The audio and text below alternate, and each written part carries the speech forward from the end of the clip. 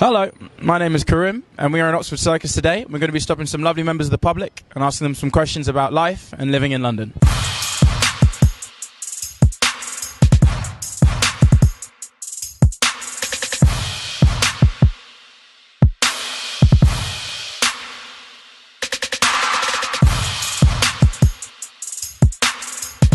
I believe that we're drawn to Christianity because we weren't affected by slavery.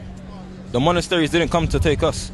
Exactly, in the tribes, they believed, obviously, they don't fear death. Yeah? So when Christianity came in, they taught you about heaven, so you can suffer in this life, but in the next life you'll live, eh? That's because if you think about it, it's just like, look at any animal like sheep or cattle, right? You have to think of what could you do to draw them in. A shepherd has a dog there rounding them up, you know what I mean? So they came in and they were in a sense their own shepherds. The Bible was that dog that was, in a sense barking at the sheep to kind of get into line, you know what I mean? And they used that as a way to kind of say, because we don't know anything. Think about it like this: a good 500 years ago, black people out there living in their tribes, in the villages, just seeing a white person for the first time. And then they're coming through with their beliefs about, oh, there's somebody up there in the stars looking above us who made us all, who is saying that if you do wrong in this life, he'll forgive you when judgment day come and you're going to be fine. But if you think about it, cool, that's fine. But what would we believe in? You know what I mean? You're living for death, huh?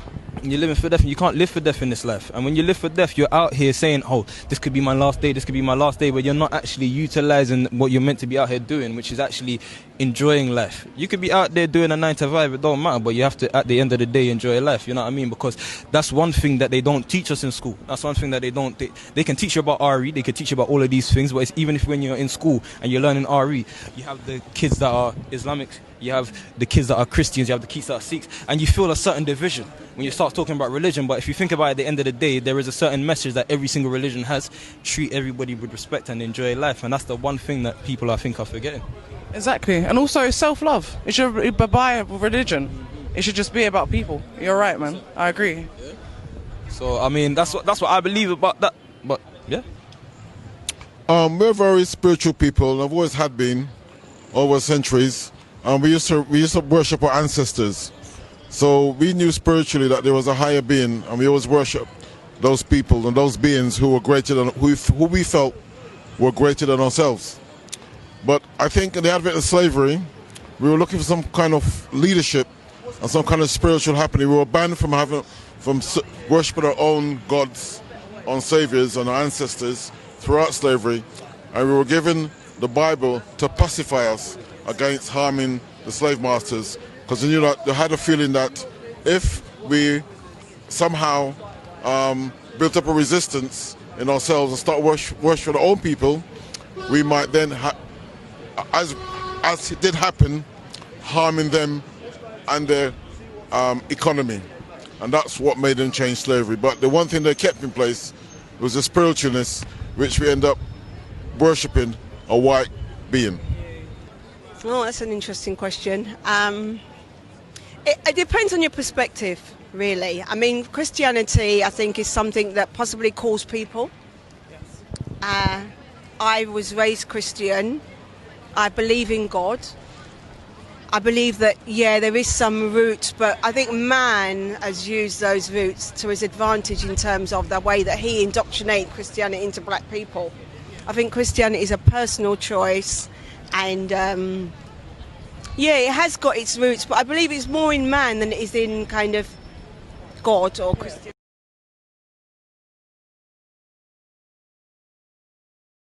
I think London is losing the culture, the history.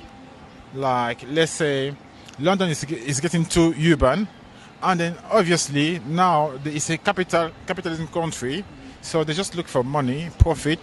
So they're losing their culture for the new build and then all this scrap building. And then it's true that the cost of living is going higher and people are moving where they can afford.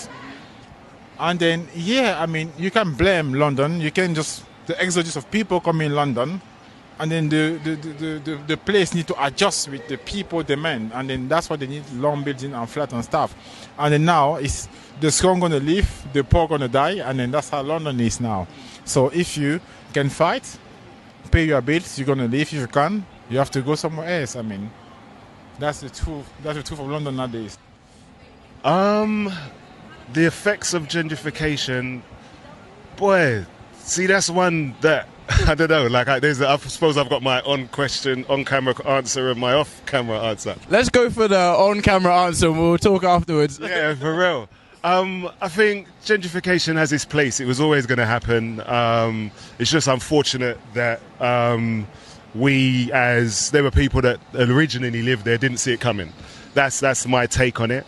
I do believe that there was an opportunity, there was a place there for people from certain communities to have had a better start for themselves in this country, and it's happening all around the world. So in different places around the world, I do believe that there was that opportunity there, but nobody saw it coming. A lot of our communities, I think it's down to ignorance and lack of education, right? Unfortunately. But gentrification I think it's a label that they put out to divide communities. That's what it is. Do you know what I mean? Like, it was bound to happen no matter how you put it. All right, so yeah, I don't really like the term gentrification. I genuinely, and as much as I know it affects me because I grew up in Hackney. Like, when I was growing up, like, there was no white folk in Stokey, yo. There was none. Absolutely none. I live on Stoke Newington Road, bro. I spoke to my landlord. He was telling me all about it. There was none, and nobody wanted to come there because of the legacy of the area and stuff. And now I go to them. My mum still fortunately owns the house there.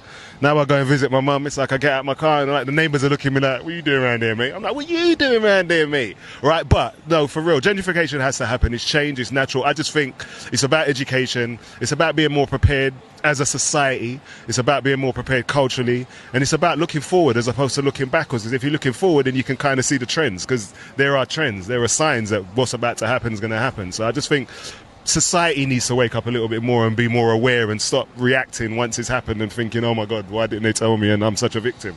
I don't live like that, and that's what the ethos that I bring to my family. My wife doesn't bring that, and we've got a child, so we don't instill that sort of behaviour and that mindset to our children. So yeah, in set, I do have a very strong opinion.